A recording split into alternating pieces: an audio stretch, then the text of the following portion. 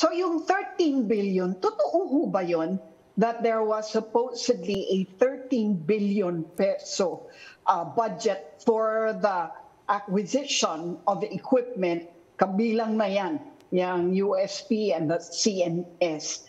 And then hindi nga raw, yun nga, sinasabi niyo, hindi totoo yun na divert yung budget, na reallocate. But meron po ba no, nung 13 billion na yan?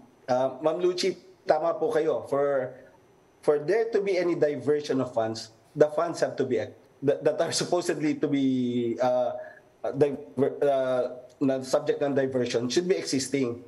We reviewed, ma'am, all our papers, the GAA, the NEP, the National Expenditure Program for the year 2018, for DOTR and CAP, wala pong ganung 13 billion sa amin. We even went so far as reviewing the subsequent years until 2022, wala pong nabibigay sa aming 13 billion for that, for the CNS ATM. Actually, ma'am, for the year 2018, nasabi nilang nakaprovide yung 13 billion.